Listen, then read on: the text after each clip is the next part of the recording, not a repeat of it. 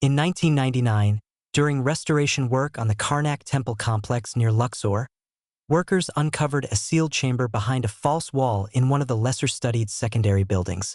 The chamber had apparently been sealed in antiquity with a mixture of plaster and sand. Inside, according to the initial report published by the Supreme Council of Antiquities, the workers found a series of stone pedestals and fragmentary copper fittings that defied immediate classification. The report was published in a limited circulation internal bulletin, not a peer-reviewed journal. I found a reference to it cited in a separate paper about storage technologies in ancient Egypt, published in 2004. When I attempted to locate the original bulletin, the institution that produced it, now reorganized under a different administrative structure, indicated that the archive in question had been digitized selectively. The specific bulletin was not among the digitized materials. The copper fittings from the chamber are reportedly held in a storage facility associated with the Luxor Museum. They have not, to my knowledge, been the subject of a published metallurgical analysis. I want to be fair to the mundane explanation here. Sealed chambers in Egyptian temples are not unusual. Votive deposits, foundation offerings, storage of ritual objects. The reasons to seal a room in an ancient religious complex are numerous and unexciting. The copper fittings could be liturgical tools that predate any available reference catalog and therefore simply resist immediate classification. That is entirely possible. What is also possible is that the phrase defied immediate classification in a report that was then selectively digitized and quietly filed describes something that someone at some level decided not to look at too closely. I cannot know which is true, but the pattern find, describe, file, do not follow up holds with unsettling consistency across sites, across decades, across institutions. Act 9. The institutions that look away. There is a particular kind of academic courage required to publish findings that challenge the dominant model. It is not the courage of physical danger, though in some parts of the world, working on contested archaeological sites carries real risks. It is the more insidious kind, the courage to risk marginalization, to have your methodology questioned, to be associated with the fringe, even if your evidence is rigorous and your conclusions are qualified. Several researchers I've traced through citations and correspondence, none of whom I'll name without their consent, made careers in adjacent fields after producing early work that touched on anomalous technology. One moved from archaeometallurgy into museum conservation. Another shifted from ancient Near Eastern studies to classical architecture. A third stopped publishing entirely for 12 years, returned with work in a completely different subfield, and gave as a reason in a brief published autobiographical note, a desire for simpler questions. Maybe that reflects nothing. Academic careers shift for 100 reasons. People tire of difficult problems and move on. The absence of a clear causal mechanism between inconvenient research and career redirection does not imply the connection is real. But I note that the same papers do not get cited forward. Koenig's 1938 paper appears in perhaps 40 subsequent publications over 80 years. The Antikythera mechanism, discovered just decades earlier, has been cited in thousands. The mechanism is celebrated. The battery is a footnote. When you ask archaeologists why the disparity exists, the standard answer is that the Antikythera mechanism's function is unambiguous and its sophistication is beyond reasonable dispute. The battery's function is contested. You can't build a story on contested ground, which is exactly the problem, because the contestation was never adequately resolved. It was simply abandoned. And once you stop contesting a finding, once you let the quiet win, it becomes settled by default, not by evidence. The object weighed 11 pounds. That's what stopped me. Not the cuneiform etched along its base, not the corroded copper terminal soldered with an alloy we couldn't fully identify in 1938. The weight, 11 pounds for something the size of a large jar. I found the original excavation report buried in a footnote, and I spent 3 weeks trying to understand why no one had followed up. We have been told a clear story about human technological development. It goes in one direction, upward. Slow accumulation, trial and error across millennia, each generation handing off its discoveries to the next. Stone to bronze to iron to steam to silicon. Tidy, inevitable, reassuring. The problem is the archaeological record does not always cooperate with that story. And when it doesn't, the anomalies have a habit of disappearing into storage facilities, reclassified, transferred, or simply not discussed again. That is what this is about. Let me be clear about what I'm doing here. I am not claiming ancient aliens built our cities. I'm not claiming a lost civilization with smartphones walked the earth before Noah's flood. What I am doing is following an evidence trail through excavation reports, museum accession logs, academic correspondence, and institutional archives, and asking why certain discoveries prompted sudden silence instead of sustained inquiry. The pattern that emerges is not comforting. Act 1. The weight of the object. On June 12, 1936, workers laying a new sewer line beneath the streets of Baghdad struck something hard at a depth of roughly 4 meters. The foreman called for a halt. What they pulled from the ground looked, at first, like a clay vessel. Reddish-brown ceramic, roughly 15 centimeters tall. But there was a copper cylinder inside it, an iron rod inserted through the cylinder's core, and residue that a later analysis suggested was consistent with an acidic electrolytic solution, grape juice, or possibly wine vinegar. Wilhelm Koenig, an Austrian archaeologist then working as director of the National Museum of Iraq, documented the find in a 1938 paper. His conclusion was measured, but it stopped a room. The object, he suggested, might have functioned as a galvanic cell. A battery, dated, based on the surrounding strata, to sometime between 250 BCE and 250 CE. The paper caused a brief sensation. Then it was absorbed into the category that academia reserves for inconvenient things. The contested object, the historical curiosity. The batteries, because there were more than one, a point we will return to, were catalogued, photographed, and filed. Investigation more or less ceased. The official consensus that eventually settled was this. The Baghdad battery may have been used for electroplating or ceremonial purposes. We cannot be certain, and the evidence for an actual electrical application remains speculative. That is fair. That is genuinely fair. Let me hold that fairness in one hand. And let me hold something else in the other. Act 2. The official story. The mainstream position on anomalous ancient technology is not dismissive, at least not when it is stated carefully. Archaeologists acknowledge that ancient civilizations were sophisticated. Rome had underfloor heating. Alexandria had mechanical automata. The Greeks invented an analog computing device, the Antikythera mechanism, that remained unmatched in complexity for over 1,000 years after the culture that built it collapsed. The official story is not that ancient people were primitive. The official story is that technological development was linear and isolated. Each innovation arose from available materials, available knowledge, available need. Nothing requires us to posit electricity in Mesopotamia, the argument goes, because nothing we have found proves that electricity was applied to a practical purpose there. What the official story requires, however, is a kind of selective attention to anomalies. It requires us to account for each strange finding individually, in isolation, never quite allowing the dots to connect. The Baghdad battery is explained. The Dendera reliefs, carvings in an Egyptian temple that some researchers interpret as depicting glass bulbs with electrical filaments, are explained. The Saqqara bird, the ancient Indian texts describing aerial vehicles, the vitrified hill forts of Scotland whose stones were melted at temperatures no conventional Iron Age fire should reach. Each of these receives its own narrow explanation, its own footnote, its own quiet shelf in the museum of the almost dismissed. What the official story does not do, cannot do, perhaps, is explain them together. Act 3. Let's start with the numbers.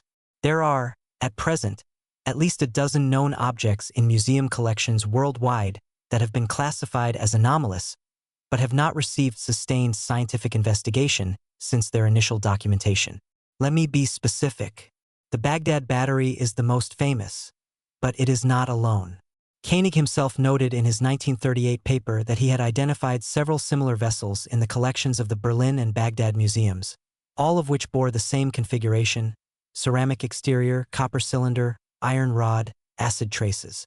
He estimated there were perhaps 10 to 15 such objects in known collections at the time of his writing. The current count of formally documented analogs, based on papers published through the late 1980s, is between 7 and 9. Some of the others Koenig referenced have no surviving record. Speaking of records, this is where things get uncomfortable. The National Museum of Iraq was looted in April of 2003. The initial official count suggested approximately 15,000 objects were missing. The final number, assessed by Interpol and UNESCO over the subsequent decade, was revised downward in some categories, and in others left deliberately open because nobody agreed on what had been there in the first place. The museum's electronic records were incomplete. The paper archives were partially destroyed. Some objects appeared in international auction catalogs within 18 months. Which brings me to a piece of correspondence I found not in Baghdad, but in a university archive in Munich. In a letter dated March 1939, an unnamed German researcher wrote to a colleague at the Prussian Academy of Sciences. The letter, sitting in an uncatalogued folder of miscellaneous academic correspondence, describes a follow-up visit to Baghdad to examine the battery objects Koenig had written about. The researcher notes that 2 of the objects Koenig had documented could no longer be located within the museum inventory. The museum director, the letter says, expressed puzzlement. They had simply not been registered after an inventory transfer in late 1937. The researcher ends the letter with a phrase I keep returning to: "It appears certain things do not like to be seen twice." The timing is almost theatrical. Act 4. Patterns in the plaster. Let me take you somewhere else entirely. 1,700 miles northwest and 2,000 years earlier. In 2006, archaeologists excavating a Bronze Age site near the Aegean coast of Turkey unearthed a workshop space. Among the debris, broken pottery, carbonized grain, animal bone, they found something that did not belong. A series of thin copper plates, each no larger than a playing card, each bearing a regular pattern of perforations. The holes were not decorative. They were too precise for that. Metallurgical analysis showed the plates had been heated to a specific and controlled temperature, maintained consistently enough that the oxidation patterns were uniform across all surfaces. The lead archaeologist published a brief note in a regional journal in 2008, noting the discovery and suggesting the plates required further analysis. That further analysis, as far as I have been able to determine, never appeared in print. I contacted the excavation team through the university in Istanbul affiliated with the dig. I received a polite reply explaining that the project had concluded and the materials had been transferred to the National Collection. When I asked which collection, the response took 6 weeks and directed me to a storage facility in Ankara. A follow-up inquiry to that facility received no reply. That's not bureaucratic friction. That's a pattern. Because consider what sits alongside this in the record.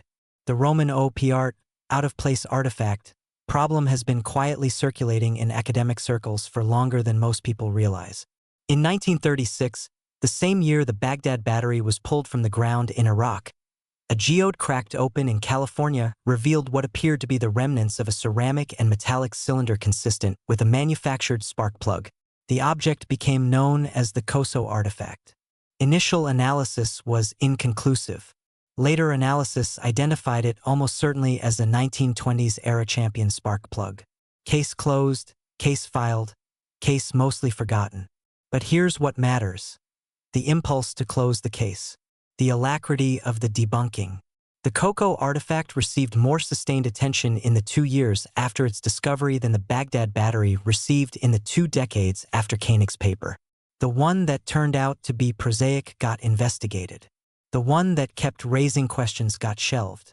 Maybe that tells us something. Maybe it tells us nothing. But the asymmetry itself is worth sitting with. Act 5. The architecture of omission. There is a building in Cairo that most tourists pass without knowing its purpose. It sits adjacent to the Egyptian Museum complex, set back from the main street, behind a wall that was repainted in 2014. It is a storage facility. Conservatively, it holds more than 160,000 objects, roughly 3 times what is on public display in the main museum. The majority of these objects have never been formally published. I want to be careful here. This is not unusual. Almost every major museum in the world holds more in storage than it displays. The backlog of unpublished material in global archaeological collections is one of the quiet crises of the field. Not because of conspiracy, but because cataloging is slow, funding is scarce, and there are only so many specialists. The Egyptian case is simply the most dramatic example of scale. But scale is the point. If you were to identify, say, 24 anomalous objects in global collections, objects that challenged conventional assumptions about the technological capabilities of pre-industrial civilizations, and if a significant fraction of those objects had been documented once and then not documented again, and if the institutions holding them were underfunded, understaffed, and inaccessible to independent researchers, would you be able to tell the difference between negligence and intent? I've asked that question to 3 archaeologists, 2 historians of science, and a retired curator at a major European institution. All 5 said some version of the same thing. Probably not. The mechanisms of institutional inertia and the mechanisms of institutional suppression produce identical outcomes, most of the time. Objects disappear into storage. Follow-up never happens. The absence of investigation is not evidence of investigation avoidance. I found that answer honest. I also found it insufficient. Act 6. The electric thread. Let me build the pattern more carefully because it deserves care. The Baghdad battery, if it functioned as a galvanic cell, would have produced roughly 1.1 volts at perhaps a fraction of a milliamp. That is not enough to power anything we would recognize as a device. It is, however, enough to electroplate a thin layer of gold or silver onto a metal surface. A process that, if practiced in antiquity, would explain something that has long puzzled metallurgists: the presence in several ancient artifact collections of objects bearing thin metallic coatings of inexplicably even distribution and inexplicably low thickness, inconsistent with any known ancient gilding technique. The German researcher Max Friesulzer, working in the 1970s, documented at least 14 such objects from various Middle Eastern and Mediterranean collections. His paper on the subject was published in a specialist journal with a print run of approximately 400 copies. I found a reference to it in a footnote. I found the footnote in a dissertation. I found the dissertation in an uncatalogued box in a university library in Switzerland. Friesulzer died in 1983. His research files were donated to an archive in Zurich, where they remain largely unexamined. The objects he documented are still in the collections he documented them from. None of them, as far as I can determine from current institutional databases, have been subject to further electrolytic analysis. Which brings me to something I found while researching something else entirely. In 1978, a team of German and Iraqi archaeologists working in the region of ancient Ctesiphon, the Sassanid capital, roughly 30 kilometers south of Baghdad, encountered what their field notes describe as a series of underground chambers accessible through a collapsed earthen ceiling. The chambers were apparently part of an older structure, possibly Parthian, that had been built over. Inside the chambers, the team documented several dozen ceramic vessels consistent in form with the objects Koenig had described 40 years earlier. The field notes, which I obtained through a research request to the Deutsches Archäologisches Institut, describe the team's excitement. They describe initial measurements. They describe plans to return for systematic excavation. The next entry in the file is dated 11 months later. It notes that excavation of the site was discontinued due to administrative complications and site access difficulties. There is no further documentation. The file ends. The chambers, if they still exist, are located in a region that has experienced significant military activity since 2003. Whether they remain accessible or intact is unknown. Maybe I'm seeing patterns where none exist. But the files are real. The dates are real. The administrative silence is real. Act 7, what was possible? I want to spend a moment with the physics because the physics is underrated. A Parthian-era battery, copper cylinder iron rod configuration, filled with a modest acid solution, produces a predictable electrochemical reaction. Connect several such cells in series, arrange them like modern batteries wired together, and you begin to accumulate useful voltage. 12 batteries of the Baghdad type, wired in series, would produce somewhere around 13 to 14 volts. That is enough to decompose water. Enough to cause mild physiological effects. Enough to produce a visible glow in certain discharge scenarios if the right materials were available as terminals.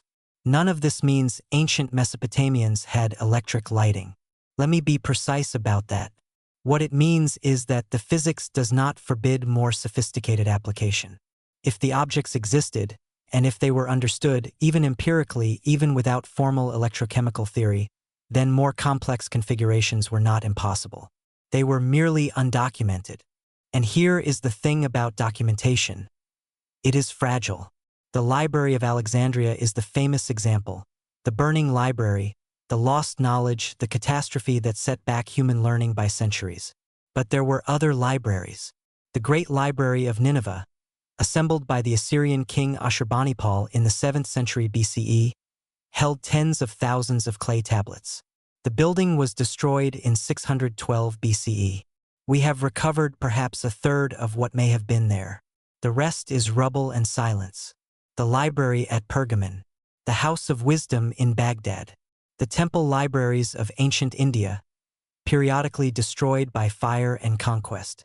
What we know of ancient technology is what survived, not what existed. Those are not the same category. Act 8. The sealed rooms.